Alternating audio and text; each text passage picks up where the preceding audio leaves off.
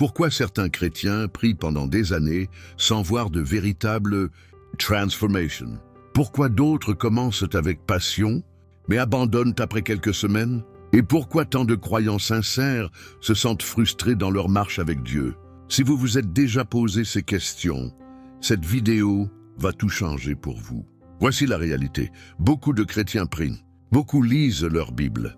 Beaucoup assistent au culte. Mais très peu persévèrent réellement. Très peu maintiennent une vie spirituelle stable sur le long terme. Et ce n'est pas un jugement, c'est un constat. Le problème n'est pas un manque de foi. Le problème n'est pas que Dieu ne répond pas. Le problème, c'est que la discipline spirituelle est négligée. Nous vivons dans une culture chrétienne qui célèbre l'émotion spirituelle. On aime les moments forts, les retraites spirituelles, les cultes puissants, les percées miraculeuses. Mais qu'en est-il du lendemain? Qu'en est-il de la semaine suivante? Qu'en est-il des mois où rien de spectaculaire ne se passe? C'est là que tout se joue. C'est là que la plupart abandonnent. Parce qu'ils n'ont jamais appris ce que la Bible enseigne vraiment sur la discipline personnelle. Dans cette vidéo, vous allez découvrir ce que les Écritures disent vraiment sur la constance spirituelle. Pas ce que la culture chrétienne moderne vous dit, pas ce que vous ressentez, mais ce que Dieu lui-même enseigne dans sa parole. Vous allez comprendre pourquoi tant de croyants échouent malgré leur sincérité. Vous allez découvrir les 3 piliers bibliques de la discipline spirituelle. Et vous allez recevoir des applications concrètes pour transformer votre vie de prière dès aujourd'hui. Que vous soyez un nouveau croyant ou un chrétien de longue date, cette vidéo va vous confronter à une vérité que peu osent dire. La foi sans discipline ne produit pas de fruits durables. Alors restez jusqu'à la fin, parce que ce que vous allez entendre pourrait être exactement ce dont votre vie spirituelle a besoin en ce moment. Mais avant de commencer, faites 3 choses essentielles. Premièrement, like cette vidéo maintenant, parce que ce message doit atteindre des millions de personnes bloquées qui ont besoin d'entendre ces révélations. Deuxièmement, abonne-toi et active la cloche. Chaque vidéo sur cette chaîne est une arme spirituelle forgée pour ta libération. Troisièmement, écris dans les commentaires. J'ai confiance en Dieu. Ce n'est pas juste un commentaire, c'est une déclaration prophétique. Une proclamation de foi, un décret spirituel qui active le mouvement dans ton immobilité. Fais-le maintenant. Je vais attendre.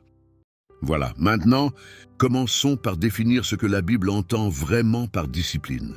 Parce que ce n'est probablement pas ce que vous pensez. Le mot discipline fait peur à beaucoup de chrétiens. Pour certains, cela évoque le légalisme. Pour d'autres, cela ressemble à un fardeau religieux. Mais la discipline biblique n'a rien à voir avec cela. La discipline biblique, c'est l'alignement volontaire de votre vie sur la volonté de Dieu. C'est la fidélité quotidienne. C'est le choix répété d'obéir, même quand vous ne ressentez rien, même quand personne ne vous regarde, même quand les résultats tardent. Beaucoup confondent discipline et légalisme. Le légalisme, c'est croire que vos efforts vous sauvent. C'est penser que Dieu vous aime plus parce que vous priez plus. La discipline biblique, au contraire, découle de votre identité en Christ. Vous ne priez pas pour devenir enfant de Dieu. Vous priez parce que vous êtes enfant de Dieu.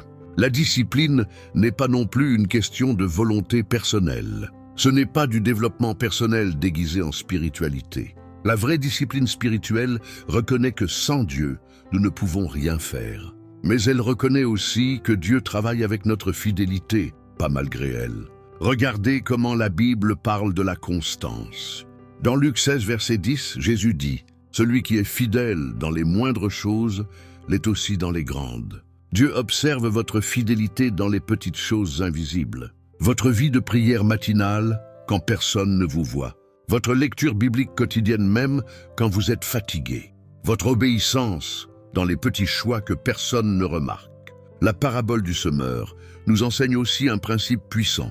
La semence qui tombe sur la bonne terre produit du fruit avec persévérance, pas avec intensité émotionnelle, pas avec des efforts sporadiques, mais avec persévérance, c'est-à-dire une constance fidèle sur la durée. Paul écrit dans Galates 6, verset 9, « Ne nous lassons pas de faire le bien, car nous moissonnerons au temps convenable. Si nous ne nous relâchons pas, remarquez cette phrase, « Si nous ne nous relâchons pas ». La moisson est garantie, mais elle dépend de la persévérance. Voici ce que beaucoup de chrétiens ne comprennent pas. Dieu ne travaille pas principalement avec l'intensité, il travaille avec la constance. Vous pouvez prier 2 heures aujourd'hui et rien pendant 3 semaines. Ou vous pouvez prier 15 minutes chaque jour pendant 3 mois. Laquelle de ces 2 approches produit le plus de fruits spirituels? La réponse est évidente, mais peu l'appliquent vraiment. La discipline biblique repose sur une conviction profonde. Dieu est fidèle. Et il répond à la fidélité, pas à la performance, pas à l'émotion, mais à la fidélité. Jacques 1er verset 12 dit « Heureux l'homme qui tient ferme face à l'épreuve, car après avoir fait ses preuves, il recevra la couronne de vie. » Le mot-clé ici est tenir ferme, pas exploser d'enthousiasme pendant 1 semaine, mais tenir ferme sur la durée. La discipline spirituelle, c'est reconnaître que votre chair résistera toujours. Votre émotion ne sera pas toujours présente. Votre motivation fluctuera. Mais votre engagement, lui, doit rester stable. Parce qu'il ne repose pas sur vous, mais sur la fidélité de Dieu. Pensez à Daniel. Il priait 3 fois par jour, fenêtres ouvertes vers Jérusalem, même quand cela devenait dangereux, même quand un décret royal l'interdisait. Sa discipline n'était pas liée à ses émotions, elle était liée à son identité. Il était un homme de Dieu, et les hommes de Dieu prient. Pensez à David. Dans les psaumes, il parle souvent de chercher Dieu dès le matin. Psaume 63, verset 1, « Ô Dieu, tu es mon Dieu, je te cherche dès l'aube. » Ce n'était pas occasionnel. C'était une habitude spirituelle ancrée. Pensez à Jésus lui-même. Marc 1er, verset 35 nous dit, « Vers le matin, pendant qu'il faisait encore très sombre, il se leva et sortit pour aller dans un lieu désert où il pria. » Jésus, le Fils de Dieu, avait besoin de discipline spirituelle. Combien plus nous? La discipline biblique n'est donc pas une option réservée aux super-chrétiens. C'est le chemin normal de toute vie spirituelle saine. C'est ce qui différencie une foi superficielle d'une foi enracinée, une foi émotionnelle d'une foi stable, une foi qui s'éteint vite d'une foi qui traverse les saisons. Alors posez-vous cette question honnêtement. Votre vie spirituelle repose-t-elle sur la discipline ou sur l'émotion? Est-ce que vous priez seulement quand vous en avez envie? Est-ce que vous lisez la Bible seulement quand vous êtes inspiré? Est-ce que votre obéissance dépend de votre humeur? Si oui, alors vous comprenez maintenant pourquoi vos résultats spirituels sont irréguliers. Ce n'est pas que Dieu est distant, c'est que votre fondement est instable. Et maintenant, nous allons voir pourquoi tant de chrétiens tombent dans ce piège. Pourquoi, malgré leur sincérité, ils échouent à maintenir une vie spirituelle constante. Et surtout, comment éviter ces erreurs? Parlons franchement, pourquoi est-ce que tant de chrétiens commencent bien mais ne terminent pas? Pourquoi est-ce que la plupart des résolutions spirituelles ne durent pas plus de quelques semaines? Pourquoi est-ce que beaucoup prient avec ferveur au début, puis abandonnent progressivement? La réponse n'est pas spirituelle, elle est structurelle. Ce n'est pas un problème de foi, c'est un problème de fondation. Première erreur, la prière émotionnelle. Beaucoup de chrétiens ne prient que lorsqu'ils ressentent quelque chose. Ils attendent d'être inspirés, ils attendent d'avoir envie, ils attendent un élan spirituel. Et quand cet élan disparaît, leur vie de prière s'arrête. Mais la Bible ne nous dit jamais de prier uniquement quand nous en avons envie. Elle nous dit de prier sans cesse. 1 Thessaloniciens 5, verset 17. Pas quand vous êtes inspirés, pas quand vous êtes en forme. Sans cesse, c'est-à-dire avec constance, indépendamment de vos émotions. Voici la vérité. Si votre vie spirituelle dépend de vos émotions, elle sera toujours instable. Parce que les émotions changent. Aujourd'hui, vous êtes motivé. Demain, vous êtes fatigué. Aujourd'hui, vous ressentez la présence de Dieu. Demain, vous ne ressentez rien. Et si votre prière dépend de ce que vous ressentez, alors votre prière s'arrêtera quand vos émotions changeront. Deuxième erreur, la spiritualité irrégulière. Certains chrétiens vivent de pics spirituels, une retraite puissante, un culte marquant, un jeûne intense, et entre ces moments, rien, ou presque rien. Ils vivent de montagne en montagne, mais ils ne cultivent rien dans la vallée. Le problème, c'est que la croissance spirituelle ne fonctionne pas comme ça. Vous ne pouvez pas grandir en Christ uniquement lors des moments forts. La croissance se fait dans la répétition, dans la constance, dans les petits choix quotidiens que personne ne voit. Imaginez un athlète qui s'entraîne intensément 1 fois par mois, puis ne fait rien entre-temps. Progressera-t-il? Non, parce que la progression vient de la régularité, pas de l'intensité sporadique. C'est la même chose spirituellement. Vous ne pouvez pas compenser un mois d'absence par une journée de prière intense. Vous ne pouvez pas négliger la parole pendant 3 semaines, puis lire 10 chapitres d'un coup et espérer que cela aura le même effet. Dieu travaille avec la fidélité quotidienne, pas avec les efforts héroïques occasionnels. Et c'est là que beaucoup se trompent. Ils cherchent des percées spectaculaires au lieu de construire une fondation solide. Troisième erreur, et peut-être la plus dangereuse, attendre l'envie pour agir. Attendre l'envie pour agir. Voilà l'une des plus grandes erreurs spirituelles de notre génération. Beaucoup de chrétiens fonctionnent selon cette logique. Je prierai quand j'en aurai envie. Je lirai la Bible quand je me sentirai inspiré. J'obéirai quand ce sera facile. Mais cette approche est complètement contraire à l'enseignement biblique. La foi n'attend pas l'envie. L'obéissance ne dépend pas du ressenti. La discipline consiste précisément à agir même quand on n'en a pas envie. Pensez à Jésus à Gethsémani. Est-ce qu'il avait envie d'aller à la croix? Non, il a prié, « Père, si tu veux, éloigne de moi cette coupe. » Mais il a ajouté, « Toutefois, que ma volonté ne se fasse pas, mais la tienne. » Luc 22, verset 42. Jésus a obéi malgré ce qu'il ressentait, pas à cause de ce qu'il ressentait. Et c'est là que la discipline entre en jeu. La discipline, c'est dire oui à Dieu même quand votre chair dit non. C'est prier même quand vous êtes fatigué. C'est lire la Bible même quand vous n'êtes pas concentré. C'est obéir même quand ce n'est pas confortable. Parce que voici ce que peu comprennent. L'obéissance précède souvent le ressenti. Vous n'obéissez pas parce que vous ressentez. Vous ressentez parce que vous obéissez. L'envie vient après l'action, pas avant. Beaucoup de chrétiens attendent d'être motivés pour commencer à prier régulièrement. Mais cela ne fonctionne pas comme ça. Vous commencez à prier régulièrement et la motivation vient ensuite. Vous établissez la discipline et le désir spirituel grandit progressivement. Quatrième erreur, confondre foi et sentiment. Beaucoup pensent qu'avoir la foi, c'est ressentir quelque chose de fort. Ressentir la présence de Dieu, ressentir la paix, ressentir la joie. Et quand ils ne ressentent rien, ils pensent que leur foi faiblit. Mais la foi biblique n'est pas un sentiment. Hébreux 11, verset 1 dit « La foi est une ferme assurance des choses qu'on espère, une démonstration de celles qu'on ne voit pas. La foi, c'est croire même quand on ne voit pas, même quand on ne ressent pas, même quand tout semble silencieux. Abraham a cru Dieu pendant des années sans voir la promesse se réaliser. Moïse a obéi même quand le peuple se révoltait. Job a tenu ferme même quand tout s'écroulait. Leur foi ne reposait pas sur leurs émotions. Elle reposait sur la fidélité de Dieu. Alors voici la question. Sur quoi repose votre foi? Sur ce que vous ressentez? Ou sur qui est Dieu? Si c'est sur vos émotions, votre foi sera fragile. Mais si c'est sur la parole de Dieu, votre foi tiendra. Peu importe ce que vous traversez.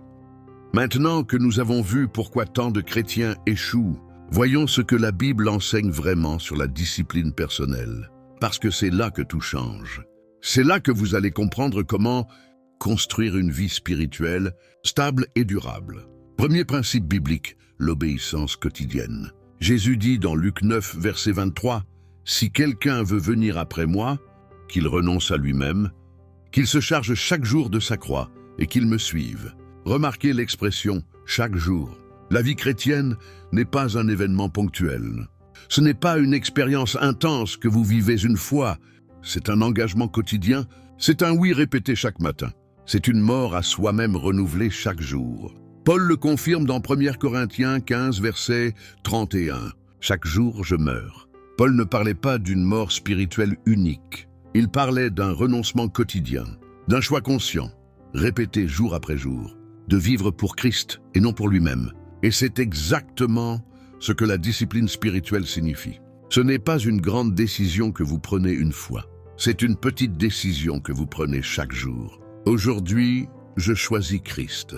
Aujourd'hui, je prie. Aujourd'hui, j'obéis. Aujourd'hui, je lis sa parole. Deuxième principe, la constance invisible. La plupart des œuvres de Dieu dans votre vie se font dans le secret. Loin des regards, loin des applaudissements, loin des réseaux sociaux, dans votre chambre, dans votre cœur, dans vos choix que personne ne voit. Jésus enseigne dans Matthieu 6, verset 6. « Mais quand tu pries, entre dans ta chambre, ferme ta porte, et prie ton Père qui est là dans le lieu secret. Et ton Père qui voit dans le secret te le rendra. Dieu voit ce que personne d'autre ne voit. Il honore la fidélité cachée. Beaucoup de chrétiens veulent des résultats visibles. Ils veulent que leur croissance spirituelle soit remarquée. Ils veulent être reconnus pour leur piété. Mais la vraie croissance spirituelle se fait souvent dans l'ombre. C'est dans le secret que Dieu façonne votre caractère. C'est dans l'invisible qu'il prépare votre destinée. Et c'est pour cela que la discipline est si importante. Parce que sans discipline, vous ne ferez que ce qui est vu. Vous ne prierez que quand les autres prient. Vous ne lirez la Bible que quand c'est socialement valorisé. Vous n'obéirez que quand c'est applaudi. Mais avec la discipline, vous priez même seul. Vous lisez même quand personne ne le sait. Vous obéissez même quand personne ne vous regarde. Et c'est là, dans ce lieu secret, que Dieu vous transforme vraiment. Troisième principe biblique, les petites habitudes spirituelles. Beaucoup de chrétiens sous-estiment le pouvoir des petites disciplines répétées. Ils cherchent des expériences extraordinaires, des révélations puissantes, des percées miraculeuses. Et ils négligent les petites choses. Mais Zacharie 4, verset 10 nous avertit. Qui méprise le jour des petites choses? Dieu ne méprise pas les petits commencements. Il ne méprise pas les petites fidélités. Au contraire, c'est dans les petites choses que se construit la solidité spirituelle. Prier 15 minutes chaque matin, c'est petit. Lire un chapitre biblique par jour, c'est petit. Remercier Dieu avant chaque repas, c'est petit. Mais répétez ces petites choses pendant des mois, des années, et vous verrez une transformation profonde. Le problème, c'est que les petites habitudes ne donnent pas de résultats immédiats. Vous ne verrez pas de changement spectaculaire après une semaine. Peut-être même pas après un mois. Mais après 6 mois, après 1 an, après 5 ans, votre vie ne sera plus la même. C'est comme un arbre. Un chêne ne pousse pas en une nuit. Mais plantez une graine, arrosez-la quotidiennement. Et dans 20 ans, vous aurez un arbre majestueux. La croissance spirituelle fonctionne de la même manière. Elle est lente, progressive, mais durable. Quatrième principe, la discipline avant la percée. Voici une vérité que peu de chrétiens comprennent. Dieu teste votre fidélité avant de vous donner la percée. Il observe votre constance dans la saison d'attente. Il regarde si vous restez fidèle même quand rien ne semble bouger. Joseph a été fidèle dans la maison de Potiphar avant de gouverner l'Égypte. David a été fidèle comme berger avant de devenir roi. Moïse a été fidèle dans le désert avant de délivrer Israël. À chaque fois, la discipline a précédé l'élévation. Luc 16, verset 10 revient ici avec toute sa puissance. Celui qui est fidèle dans les moindres choses l'est aussi dans les grandes. Et celui qui est injuste dans les moindres choses l'est aussi dans les grandes. Dieu vous teste dans le petit avant de vous confier le grand. Alors, si vous êtes dans une saison où rien ne semble se passer, ne lâchez pas. C'est peut-être la saison où Dieu vous prépare. C'est peut-être le moment où il observe votre fidélité. C'est peut-être le test qui précède la promotion. Beaucoup abandonnent juste avant la percée. Ils tiennent bon pendant des mois, puis ils s'arrêtent juste avant que Dieu agisse. Ne soyez pas cette personne. Tenez ferme, restez disciplinés. Continuez à prier, continuez à obéir, parce que Dieu honore la constance. Voici une phrase qui pourrait changer votre vie. Dieu bénit ce qui est constant, pas ce qui est intense mais rare. Relisez cette phrase, méditez-la, laissez-la pénétrer votre cœur, parce qu'elle résume tout ce que nous venons de voir. Vous pouvez vivre une expérience spirituelle intense aujourd'hui et ne plus rien faire. Pendant 3 semaines, ou vous pouvez vivre 15 minutes avec Dieu chaque jour pendant 3 mois. Laquelle de ces 2 approches transformera vraiment votre vie? La réponse est évidente, mais combien l'appliquent vraiment? Combien de chrétiens choisissent la constance plutôt que l'intensité? Combien préfèrent la discipline quotidienne aux élans émotionnels sporadiques? Si vous voulez une foi qui dure, vous devez construire des fondations solides. Et ces fondations se construisent dans la répétition, dans les petits choix quotidiens, dans la fidélité invisible, dans la discipline constante. Dieu ne cherche pas des chrétiens qui brillent intensément pendant 1 semaine puis s'éteignent. Il cherche des disciples qui brûlent modestement mais continuellement. des lampes qui restent allumées, des serviteurs qui restent fidèles, des croyants qui ne lâchent pas. Alors maintenant la question est, comment appliquer tout cela concrètement? Comment passer de la théorie à la pratique? Comment transformer votre vie spirituelle dès aujourd'hui? C'est exactement ce que nous allons voir maintenant, avec 3 piliers, simples mais puissants. Nous avons vu la théorie, nous avons compris les principes bibliques. Maintenant, passons à l'action, parce que la connaissance sans application ne sert à rien. Jacques 1er verset 22 nous rappelle « Mettez en pratique la parole et ne vous bornez pas à l'écouter, en vous trompant vous-même par de faux raisonnements. » Voici 3 piliers concrets pour bâtir une discipline spirituelle solide et durable. Premier pilier, établissez un temps fixe avec Dieu, pas un temps flottant, pas un temps aléatoire, un temps fixe, à la même heure, chaque jour, sans exception. Pourquoi est-ce si important? Parce que ce qui n'est pas planifié ne se fait pas. Si vous dites « je prierai quand j'aurai le temps », vous ne prierez jamais. Parce qu'on ne trouve jamais le temps. On le crée, on le décide, on le protège. Regardez Jésus, il priait tôt le matin, avant que la journée commence, avant que les foules arrivent, avant que les urgences surgissent. Il protégeait ce temps, il le sanctifiait, il le rendait non négociable. Daniel priait 3 fois par jour, même en exil, même sous la menace, même face à la mort. Son temps avec Dieu n'était pas optionnel, c'était une priorité absolue. Et c'est cette discipline qui a fait de lui un homme de Dieu puissant. Alors choisissez une heure, peut-être le matin, avant de commencer votre journée, peut-être le soir avant de dormir, peut-être pendant votre pause déjeuner. Peu importe le moment, ce qui compte c'est la régularité. Commencez petit, 15 minutes, 20 minutes. Ne visez pas une heure dès le début, parce que si vous visez trop haut, vous abandonnerez. Mieux vaut 15 minutes chaque jour qu'une heure une fois par semaine. Et protégez ce temps. Éteignez votre téléphone, fermez la porte, isolez-vous, faites. Comprendre à votre entourage que ce moment est sacré, parce que c'est votre rendez-vous avec Dieu. Et rien n'est plus important que cela. Deuxième pilier, structurez votre temps de prière. Beaucoup de chrétiens ne savent pas comment prier. Ils commencent avec enthousiasme, et puis après 2 minutes, ils ne savent plus quoi dire. Alors ils abandonnent. C'est pour cela qu'une structure est essentielle, non pas pour limiter le Saint-Esprit, mais pour guider votre prière. Pour vous donner un cadre, pour vous aider à persévérer même quand l'inspiration manque. Vous pouvez utiliser la prière du Notre Père comme modèle, adoration, soumission à la volonté de Dieu. Protection spirituelle. Beaucoup de méthodes de prière existent. L'important n'est pas la méthode, c'est d'en avoir une, parce qu'une structure vous aide à rester constant. Vous pouvez aussi tenir un journal de prière. Écrivez vos demandes. Notez les réponses de Dieu, relisez régulièrement. Cela vous aidera à voir la fidélité de Dieu sur la durée. Et cela nourrira votre foi pour continuer à prier. Une structure ne tue pas la spontanéité, elle la libère. Parce que quand vous avez un cadre, vous n'avez plus à vous demander comment prier. Vous priez, simplement, fidèlement, quotidiennement. Troisième pilier, disciplinez-vous même sans motivation. C'est le pilier le plus difficile.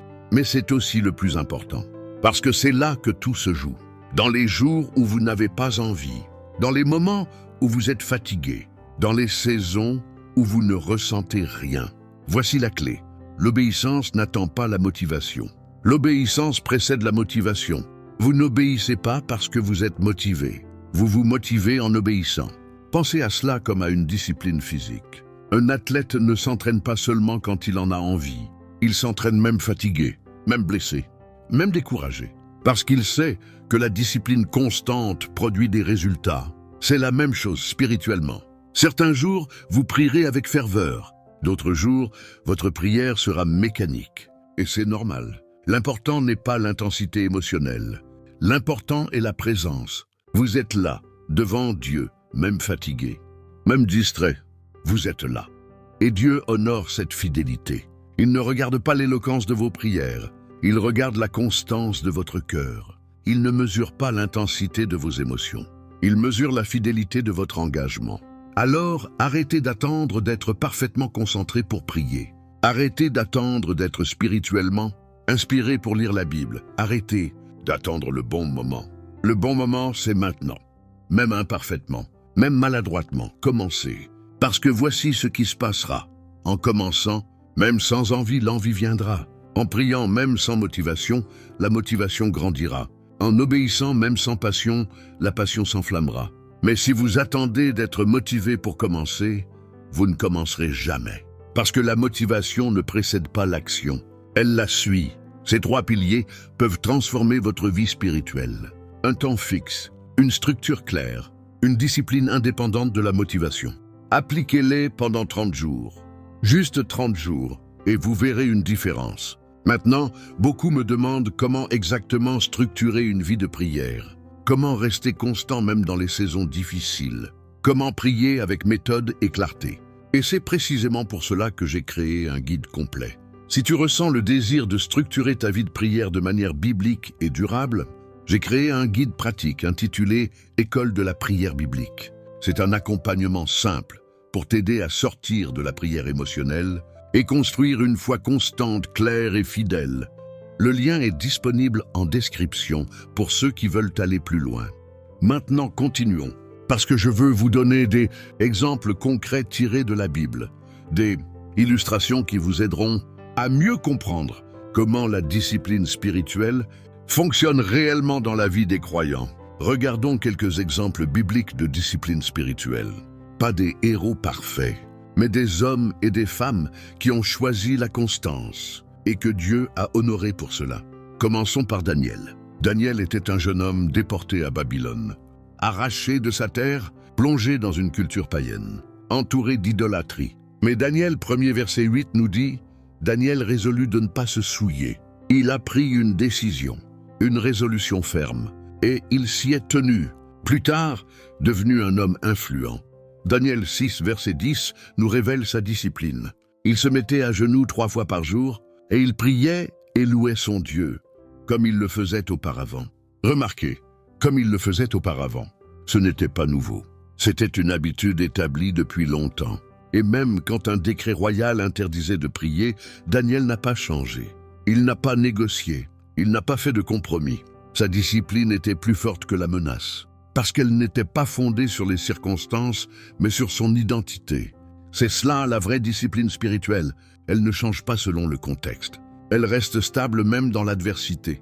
Elle tient bon même quand tout s'oppose à elle. Regardons aussi Néhémie, un homme occupé, un gouverneur, un bâtisseur, mais malgré ses responsabilités, il priait.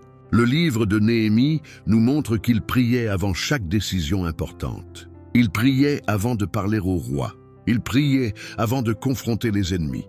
Il priait avant d'agir. Sa prière n'était pas longue, pas éloquente, mais elle était constante, rapide, spontanée, intégrée à sa vie. Néhémie n'attendait pas d'avoir 1 heure devant lui pour prier. Il priait dans l'instant, dans le besoin, régulièrement. Cela nous enseigne quelque chose d'important. La discipline spirituelle ne signifie pas toujours de longues heures. Parfois, c'est simplement une vie ponctuée de prières brèves, mais fréquentes. Un cœur qui se tourne vers Dieu régulièrement. Une communion maintenue tout au long de la journée. Regardons aussi Anne, la mère de Samuel. 1er Samuel, verset 15, dit qu'elle répandait son âme devant l'Éternel. Elle priait avec intensité, avec persévérance, jusqu'à ce que Dieu réponde. Et quand Dieu a répondu, elle a tenu sa promesse. Elle a donné Samuel au service de Dieu. Elle nous enseigne que la discipline inclut la persévérance dans la prière. Ne pas abandonner après 1 semaine. Continuez à prier, continuez à croire, continuez à espérer, jusqu'à ce que Dieu agisse. Parce que Dieu honore ceux qui le cherchent avec persévérance.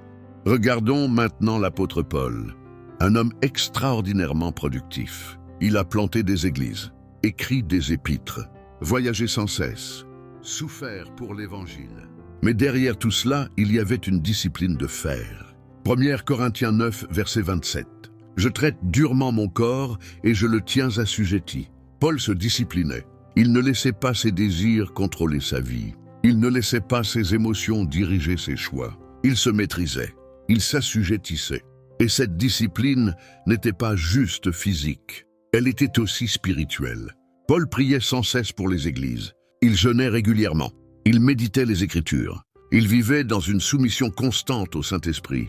Dans Actes 20, verset 31, Paul rappelle aux anciens d'Éphèse: « Durant 3 ans, je n'ai cessé nuit et jour d'exhorter avec larmes chacun de vous. » 3 ans, sans relâche. Voilà la constance. Voilà la discipline. Pas une semaine d'intensité. 3 ans de fidélité. Et regardez aussi le contraste biblique. Le livre de Proverbes est rempli d'avertissements contre le manque de discipline. Proverbe 5, verset 23. « Il mourra faute de discipline. Il chancellera par l'excès de sa folie. » Le manque de discipline mène à la mort spirituelle, à l'instabilité, à la ruine. Proverbe 6, verset 6. « Va vers la fourmi, paresseux. Considère ses voies et deviens sage. » Même la nature nous enseigne la discipline. La fourmi travaille sans être surveillée. Elle se prépare pour l'avenir. Elle agit avec constance. Et Proverbe 25, verset 28 dit « Comme une ville forcée et sans muraille, ainsi est l'homme qui n'est pas maître de lui-même. » Sans discipline, vous êtes vulnérable, ouvert à toutes les attaques, sans protection spirituelle. Alors la Bible est claire, la discipline n'est pas optionnelle. Ce n'est pas réservé aux super-chrétiens. C'est le chemin normal de toute vie spirituelle saine. Et tous ceux que Dieu a puissamment utilisés avaient un point commun, la discipline. Ils n'étaient pas parfaits. Ils avaient des faiblesses. Ils ont parfois échoué, mais ils ont persévéré. Ils sont restés constants. Ils ont tenu bon. Et c'est pour cela que Dieu les a honorés. La question maintenant est, ferez-vous partie de ces hommes et de ces femmes qui choisissent la discipline? Ou ferez-vous partie de ceux qui commencent bien mais abandonnent? Ceux qui ont de belles intentions mais aucune action, ceux qui parlent beaucoup mais pratiquent peu? Le choix vous appartient. Mais sachez ceci, Dieu honore la constance. Il bénit la fidélité. Il répond à la persévérance. Alors maintenant, prenons un moment ensemble pour prier. Nous avons beaucoup parlé. Nous avons beaucoup réfléchi. Maintenant, tournons nos cœurs vers Dieu, parce que toute cette connaissance ne sert à rien si elle ne nous amène à lui. Je vais vous guider dans une prière structurée, une prière simple mais puissante. Vous pouvez prier à voix haute avec moi ou dans votre cœur. Peu importe, l'important est que vous soyez sincère, que vous ouvriez votre cœur devant Dieu. Si vous êtes dans un endroit où vous pouvez fermer les yeux et vous concentrer, faites-le. Sinon, ce n'est pas grave. Dieu entend votre cœur, peu importe votre posture. Prenez une profonde respiration, calmez votre esprit. Mettez de côté les distractions, les soucis, les pensées errantes. Concentrez-vous sur la présence de Dieu. Il est ici, maintenant, avec vous. Nous allons prier ensemble pour 3 choses. D'abord, nous allons demander à Dieu de nous donner un cœur discipliné. Ensuite, nous allons lui demander de nous aider à rester constants. Enfin, nous allons lui demander la grâce de persévérer même dans les moments difficiles. Prions maintenant. Et rappelez-vous, Dieu ne juge pas l'éloquence de vos mots. Il regarde la sincérité de votre cœur. Alors venez tel que vous êtes, avec vos faiblesses, vos doutes, vos échecs. Venez simplement. Prions. Père Céleste, nous venons devant toi avec humilité. Nous reconnaissons que sans toi, nous ne pouvons rien faire. Toute notre force vient de toi. Toute notre capacité vient de toi. Nous ne pouvons pas nous discipliner par notre propre volonté. Nous avons besoin de ton aide. Seigneur, pardonne-nous pour toutes les fois où nous avons manqué de constance. Pour toutes les fois où nous avons commencé avec enthousiasme mais abandonné. Pour toutes les fois où nous avons prié quand nous en avions envie, mais négligé la prière quand nous étions fatigués. Pardonne-nous pour avoir vécu selon nos émotions plutôt que selon ta parole. Pour avoir cherché des expériences spectaculaires plutôt que la fidélité quotidienne. Pour avoir attendu l'envie d'obéir au lieu d'obéir par discipline. Seigneur Jésus, nous te remercions parce que tu nous comprends. Tu as vécu sur cette terre, tu as connu la fatigue, la tentation, la lutte. Et pourtant, tu es resté fidèle. Tu t'es levé tôt pour prier. Tu as obéi même quand c'était difficile. Tu as tenu bon jusqu'à la croix. Aide-nous à suivre ton exemple. Donne-nous un cœur discipliné comme le tien. Un cœur qui choisit la volonté du Père même quand la chair résiste. Un cœur qui prie même fatigué. Un cœur qui obéit même sans comprendre. Saint-Esprit, nous avons besoin de ta force. Nous ne pouvons pas tenir par nous-mêmes. Viens nous fortifier. Viens nous soutenir. Viens nous aider à être constants. à rester fidèles, à ne pas abandonner. Seigneur, nous te demandons de créer en nous des habitudes spirituelles saines. Aide-nous à établir un temps fixe avec toi, à protéger ce temps, à le sanctifier, que ce rendez-vous quotidien avec toi devienne notre priorité. Plus importante que notre téléphone, plus importante que nos distractions, plus importante que nos excuses. Donne-nous la sagesse pour structurer notre prière, pour ne pas nous contenter de prier n'importe comment, mais pour prier avec méthode, avec clarté, avec intention. Enseigne-nous à prier selon ta parole, à prier selon ton cœur, à prier selon ta volonté. Et Seigneur, donne-nous la grâce de te chercher même quand nous ne ressentons rien, même quand notre prière semble vide, même quand nos émotions sont absentes. Aide-nous à comprendre que notre fidélité ne dépend pas de nos sentiments, mais de ton caractère. Tu es fidèle, et c'est ta fidélité qui nous tient. Père, nous te demandons de briser en nous tout ce qui nous empêche d'être disciplinés, la paresse spirituelle, la procrastination, les excuses, les justifications, l'orgueil qui nous fait croire que nous pouvons vivre sans discipline, l'illusion que l'intensité peut remplacer la constance. Brise tout cela, Seigneur. Renouvelle notre intelligence, transforme notre cœur, change notre regard, que nous voyions la discipline non comme un fardeau, mais comme un privilège, non comme une obligation, mais comme une porte vers l'intimité avec toi. Seigneur, nous prions aussi pour ceux qui ont abandonné, ceux qui ont essayé et échoué, ceux qui sont découragés, ceux qui pensent qu'ils ne seront jamais constants. Père, donne-leur une nouvelle chance, relève-les, restaure leur espérance. Montre-leur que tu ne les as pas abandonnés. Nous prions pour que tu allumes en nous un désir renouvelé de te connaître. Pas un désir émotionnel qui s'éteint vite, mais un désir profond, stable, durable. Un désir qui nous pousse à te chercher chaque jour, même quand c'est difficile, même quand nous sommes fatigués, même quand nous ne voyons pas de résultats immédiats.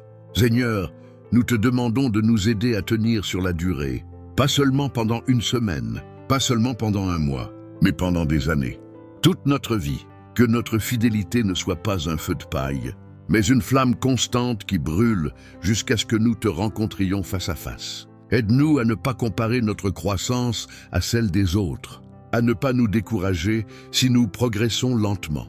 Rappelle-nous que tu regardes la fidélité, pas la performance, la constance, pas l'intensité, le cœur, pas les apparences. Et Seigneur, nous te demandons de bénir notre obéissance. Tu as promis dans ta parole que celui qui est fidèle dans les petites choses sera établi sur beaucoup. Nous croyons cette promesse. Nous nous appuyons sur cette promesse. Nous attendons cette promesse. Alors que nous commençons ce chemin de discipline spirituelle, marche avec nous.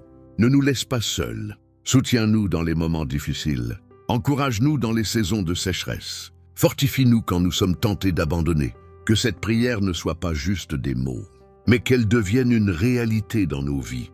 Que nous sortions de ce moment, transformés, décidés, engagés, prêts à vivre une vie spirituelle disciplinée et constante. Nous te prions tout cela au nom puissant de Jésus-Christ, notre Sauveur, notre exemple, notre force. Amen. Alors je vous laisse avec cette vérité finale, une vérité qui pourrait changer votre vie si vous la laissez vraiment pénétrer votre cœur. La discipline ne remplace pas la foi. Elle lui permet de porter du fruit durablement. Vous avez besoin de foi, mais vous avez aussi besoin de discipline. La foi vous connecte à Dieu, la discipline vous garde connecté. La foi vous fait commencer. La discipline vous fait persévérer. La foi vous donne la vision. La discipline vous fait marcher vers cette vision. Ne séparez jamais les deux. Ne pensez jamais que la foi seule suffit sans discipline. Et ne pensez jamais que la discipline seule suffit sans foi. Les deux ensemble créent une vie spirituelle puissante, stable et fructueuse. Alors, aujourd'hui, prenez une décision. Choisissez la constance, choisissez la fidélité, choisissez la discipline. Pas pour impressionner les autres, pas pour être religieux, mais pour grandir en Christ, pour honorer Dieu, pour vivre selon votre appel. Dieu vous bénira. Il honore ceux qui le cherchent avec persévérance. Il répond à ceux qui restent fidèles. Il élève ceux qui tiennent bon dans l'ombre. Que Dieu vous fortifie, qu'il vous soutienne, qu'il fasse de vous un disciple discipliné, constant et fidèle. Au nom de Jésus, Amen. Merci d'avoir regardé cette vidéo jusqu'à la fin. N'oubliez pas de vous abonner pour plus de contenu biblique profond. Et surtout, mettez en pratique. C'est là que tout se joue. À très bientôt.